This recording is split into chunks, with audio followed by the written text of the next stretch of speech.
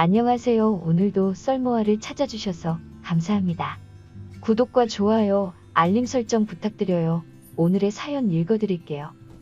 안녕하세요. 저는 4년차 돌싱입니다. 저는 항상 아빠한테 헌신하며 살아온 엄마를 보고 자랐어요. 자신의 인생은 없이 오직 아빠의 아내로 나쁘게 말하자면 파출부처럼 사는 엄마의 모습이 싫어 나는 커서 절대로 저렇게 살지 말아야지 다짐을 했었습니다.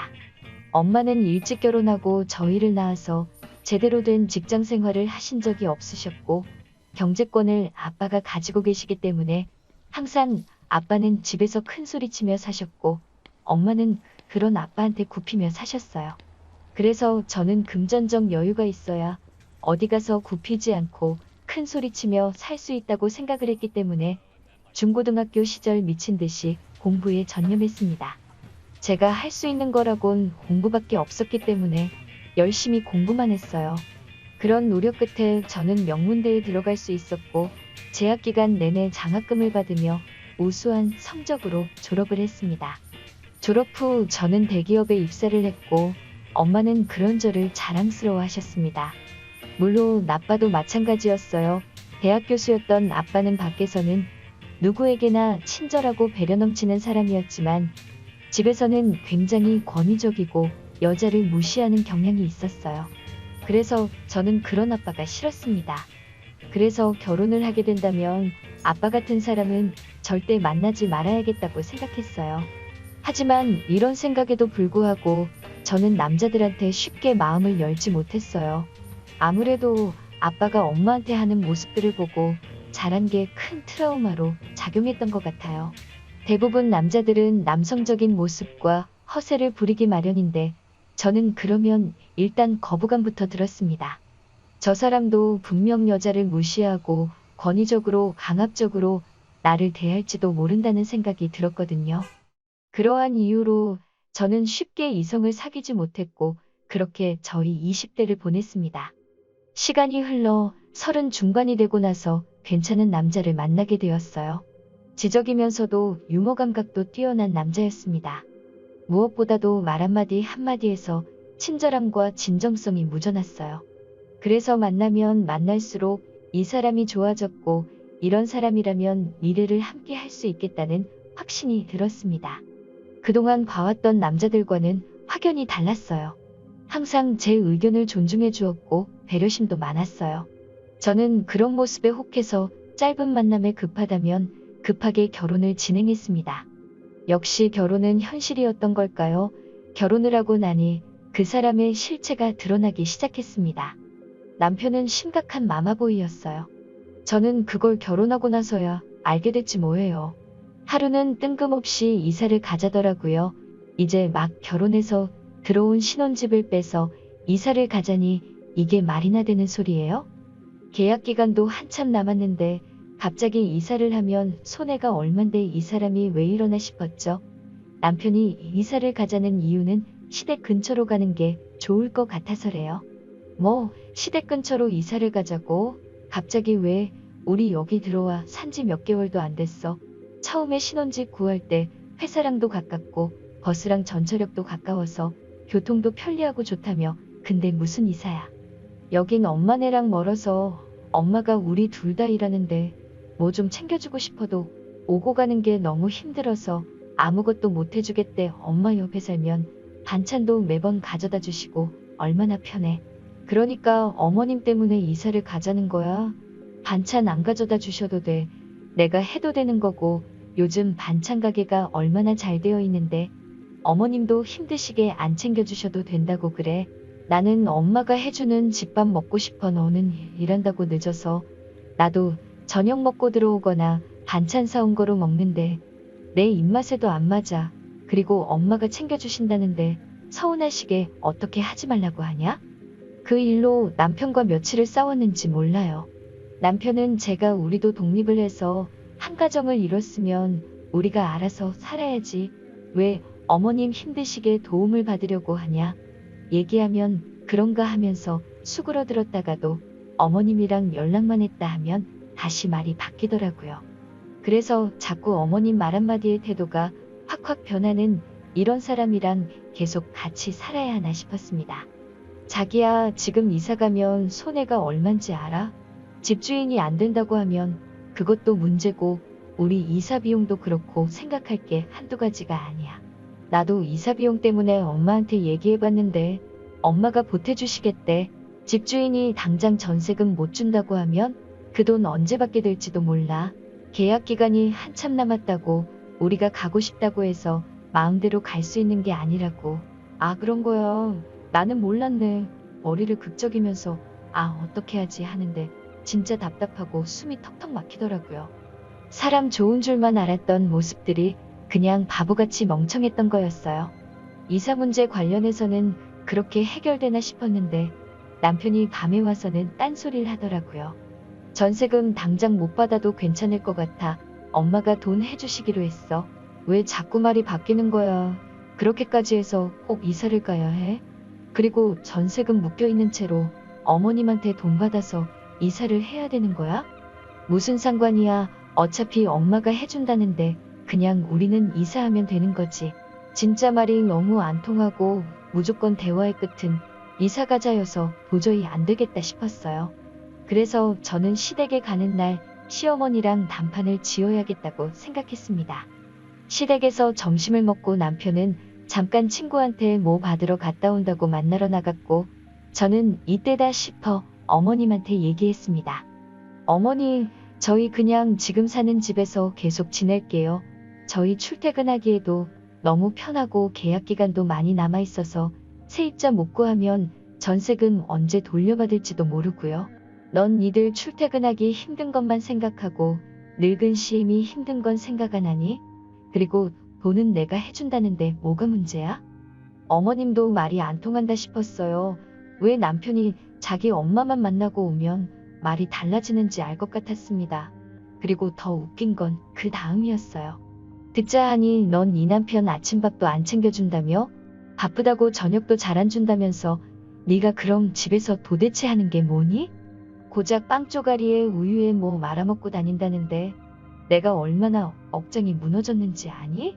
내가 애지중지 귀하게 키운 자식인데 맞벌이 한다는 핑계로 여자가 집안일 팽개치고 사는 모양인데 나는 그런 꼴 절대 못 본다 그리니 앞으로는 아침밥은 꼭 챙겨 먹여라. 아니 바쁜 아침에 빵이랑 시리얼이라도 챙겨주는 게 뭐가 문제예요? 그리고 집안일은 저 혼자만 해야 되는 건가요? 저도 똑같이 밖에서 일하고 돈 버는데 왜 제가 남편 아침 밥상을 차려야 되냐고요. 한참 어머님이랑 얘기 중이었는데 마침 남편이 들어왔어요. 그리고는 눈치도 없이 끼어들더니 한다는 소리가 맞아 엄마, 나는 진짜 집밥 체질이라 빵 같은 거는 먹기가 싫더라고. 자기야, 내일부터는 이제 아침밥 해줄 거지? 엄마 앞에서 얼른 약속해. 이거 봐라. 한국 사람이면 밥을 먹어야지. 그깟 빵조가리로 힘이 나서 일이나 제대로 하겠니? 아침에 조금만 일찍 일어나서 부지런 떨면 될걸. 뭐가 그리 바쁘다고 남편 밥도 안 먹이고 맨날 반찬은 사다 먹고 이게 말이 되니? 정말 두 사람 대화를 듣고 있자니 어이가 없어서 말문이 막혔습니다. 네가 아침마다 갓 지은 뜨끈한 밥에 찌개랑 반찬에서 차려줄 자신 있으면 거기서 쭉 살고 그런 거 아니면 당장 이사와. 어머님은 말도 안 되는 요구를 하시고는 방으로 들어가셨어요. 그날 밤 집에 돌아온 저는 밤새 잠이 안 와 뒤척였습니다. 그런데 눈치 없는 남편놈은 아주 코를 골면서 잘만 자더라고요. 결국 우리 부부는 전세금은 세입자가 구해지는 대로 돌려받기로 하고 이사를 했습니다. 그리고 그 순간부터 지옥 같은 생활이 시작됐습니다. 어머님은 새벽 5시부터 저희 집에 오셔서는 남편 아침상을 차리셨어요. 집 비밀번호는 남편놈이 알려줬습니다. 어머님이 새벽같이 오실 때마다 남편은 어른이 일하시는데 너는 잠만 잘 거냐고 절 깨우기 일쑤였습니다 하는 수 없이 몇 번은 나가서 거들었지만 도저히 안 되겠더라고요. 한 번은 화가 치밀어서 남편한테 소리를 질렀습니다. 그럼 당신이 나가서 도와드려. 당신 때문에 어머님이 오시는 거지. 챙겨주시려고 오시는 거야? 제 말에 글쎄 남편이 쪼르르 어머님한테 달려가서 뭐라고 했는지 아세요? 엄마 집사람이 나 때문에 엄마가 우는 거니까 나보고 나가서 도울에 자기는 아침밥 먹지도 않는데 왜 자기가 나가냐고. 와 저는 그제야 제가 바보 같은 마마보이랑 결혼을 했다는 걸 뼈저리게 느꼈습니다. 그 말에 시어머니는 오발대발 하셔서는 침실 문을 벌컥 열고 들어오셨어요. 야 내가 언제 너더러 나와 도울에 했니? 니들 아침 차려주느라 새벽같이 와서 이 고생을 하는데 시엠이 고생하는 거 보고 도와줄 생각은 못할 망정 남편 시켜 먹으려고 해? 어디서 배워먹은 버르장머리니? 니네 친정에선 그렇게 가르치디? 가정교육을 대체 어떻게 받은 거니? 더는 안 되겠다 싶었어요. 그놈의 아침밥이 뭐라고 새벽부터 찾아와서는 가정교육 얘기하며 친정까지 들먹이며 이 난리인지. 한평생을 아빠를 위해 헌신하는 엄마가 지긋지긋해서 일을 갈았는데 이러다간 제가 그 꼴이 나겠더라고요. 어머니 죄송한데 아침밥 하러 오시는 거 이제 그만하시면 안 돼요? 힘들게 오시지 마시고 반찬 주시면 아침은 저희가 해먹을게요. 아침잠을 설쳤더니 일하는데도 지장이 생기고 어머님도 힘드시잖아요. 그랬더니 어머님은 그 새벽에 집이 떠나가라 신세한탄을 하시더라고요. 내가 살다 너 같은 며느리는 처음이다. 지 잠 못 잔다고 아침에 주러 온 시애미를 오지 말라는 게 말이 되니? 어쩜 네 생각만 하고 그렇게 못돼 처먹었니? 아이고 챙겨주고도 욕먹는 내 팔자야. 제 딴에는 최대한 마음 다스리고 예의 갖춰서 얘기했는데 그마저도 어머님은 못된 며느리 구박으로 받아들이시더라고요. 더 이상 말을 말자 싶었어요. 근데 옆에서 사람 더 열받게 슬슬 긁는 남편이 너무 짜증이 나더라고요. 그래 자기가 너무했다. 엄마는 우리 생각해서 이렇게 와서 도와주시는 건데 너는 아침밥 해주지도 않으면서 왜 엄마 오시는 거 가지고 뭐라 하고 그래. 나는 아침에 밥 먹으니까 회사 가서 일도 더 잘 되고 얼마나 든든한데. 와 정말 옆에서 저러니까 정내미가 뚝 떨어지더라고요. 저는 속에서 욕이 나오려는 걸 꾹 눌러 참고 조용히 말했어요. 기분 상하셨다면 죄송해요. 하지만 제 사정도 좀 헤아려 주세요. 그리고 어머님 원하시는 대로 이사도 왔잖아요. 그러니 어머님은 가져온 반찬을 바닥에 내팽겨치며 그럼 네가 제대로 해. 내 아들 아침에 빵 쪼가리 먹이지 말고 네가 아침밥 제대로 챙겨주라고. 이후 어머님은 빈정이 상하셨는지 저를 더 괴롭히셨어요. 새벽뿐이 아니라 밤이고 낮이고 아무 때나 문을 열고 들어왔어요. 한참 쉬고 있는 일요일 오후에 갑자기 들이닥치셔선 집안일 잔소리부터 냉장 고소까지 전부 참견을 해댔습니다. 저는 그때까지만 해도 어떻게든 이번 위기만 넘기면 괜찮아지겠지 생각했어요. 결혼한 지 1년도 안 됐는데 이혼을 하는 건 너무 성급하다고 생각했습니다. 어머님만 아니면 남편이랑 사이도 그렇게까지 나쁜 건 아니었으니까요. 그리고 남편은 제가 정말 힘들게 마음을 열어 만난 사람인데 노력도 안 해보고 이대로 이혼을 하는 건 아니다 싶었거든요. 그런데 이 집의 문제는 어머님뿐만이 아니더라고요. 얼마 뒤 호주에 사는 손이 시누이가 한국에 들어왔어요. 온 김에 2달 정도 있다가 간다고 하더라고요.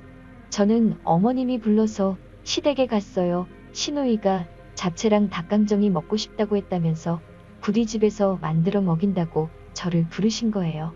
부엌으로 불려들어가 어머님과 음식을 만드는 사이 남편은 공항으로 시누이를 마중 나갔어요. 한참 잡채며 닭강정이며 여러 음식을 하다 보니 남편이 시누이랑 같이 왔어요. 그런데 캐리어도 하나 없이 손가방 하나 딸랑 들고 왔더라고요.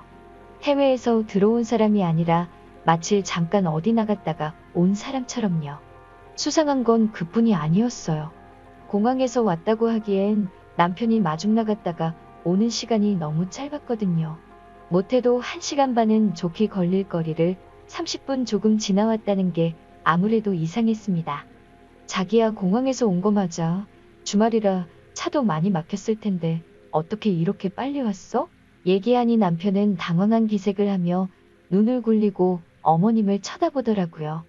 근데 갑자기 시누이가 하는 말이 듣자 하니 올케가 우리 엄마를 시집살이 시킨다며? 어떻게 며느리가 시어머니를 부려먹고 살 생각을 해?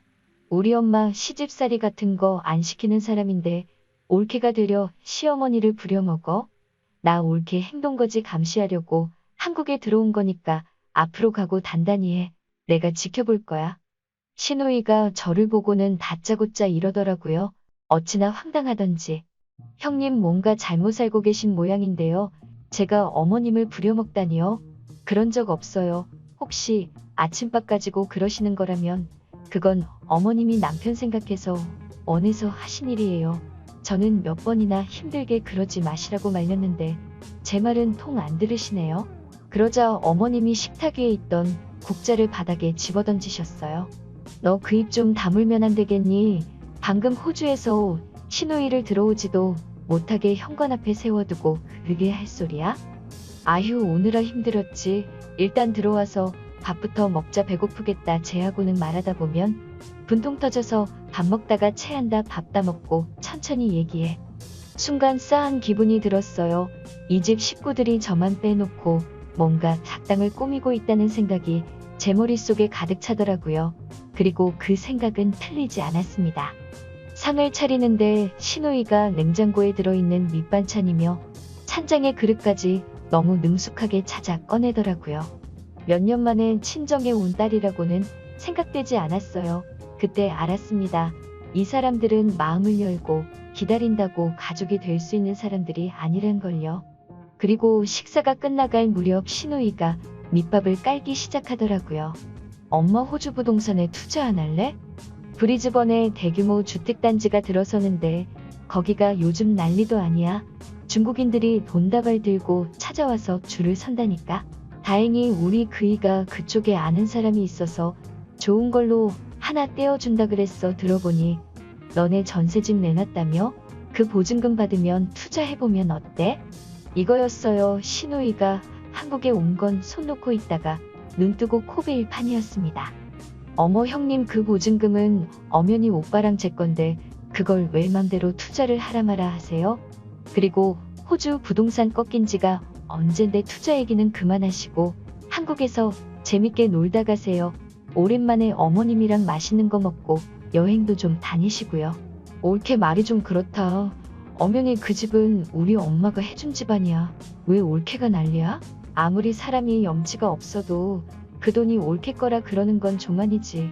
그리고 놀다 가라니? 내가 애야. 어디서 배워먹은 말버릇이야? 엄마 얘가 평소에도 엄마한테 이래? 말해 뭐하니? 내가 아주 쟤 때문에 늙는다. 늙어 이래서 집안에 여자를 잘 들여야 된다고 그러는 거지. 내가 이 나이 먹고 며느리 시집살이 하게 될 줄 누가 알았겠니? 누가 보면 아주 지가 시엠이고 내가 며느리야. 아주 모녀가 쌍으로 저를 몰아세우더라고요. 여기서 밀리면 정말 끝일 것 같았어요.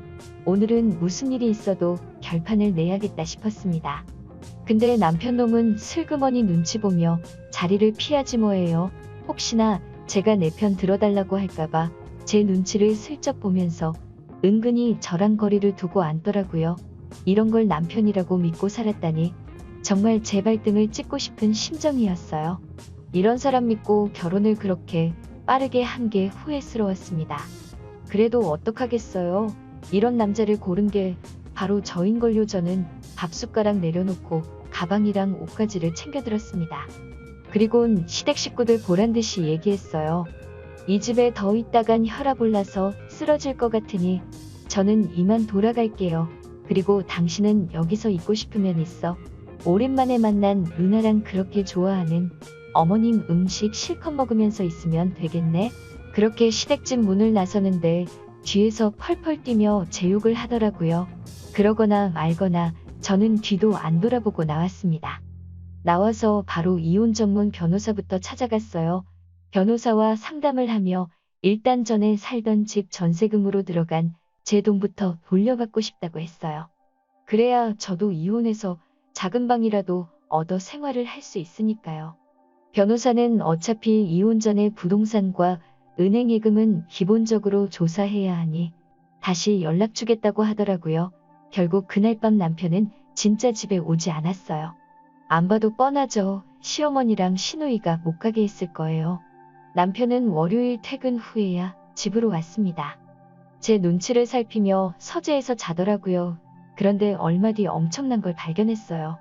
저는 변호사의 전화를 받고 회사에 반차를 내곤 변호사 사무실로 달려갔습니다. 저희가 알아봤는데 지금 사시는 집 강통전세예요. 이 집 지난달에 경매로 넘어갔는데 모르셨어요? 저는 너무 놀라 말문이 막혔어요. 계약이며 모든 걸 어머님이 했기 때문에 전혀 몰랐거든요. 전혀 몰랐어요. 집주인이 어머님 친구분이라는 말만 들었거든요. 보증금도 어머님 돈이라 어머님이 계약하셨고 신경도 안 썼고요. 전전에 살던 집 보증금만 받으면 되어 들어간 제 돈만 받으면 되거든요. 아, 그 집도 조사를 해봤는데요. 이사 나가던 당시 이미 남편분이 돈을 받아가신 걸로 돼 있더라고요. 보세요. 여기 쌓인 남편분 거 맞죠? 순간 저는 쇠망치로 뒤통수를 맞은 것 같았어요. 어리숙한 미련 곰탱인 줄 알았던 남편놈이 이미 제 돈까지 꿀꺽했던 거예요.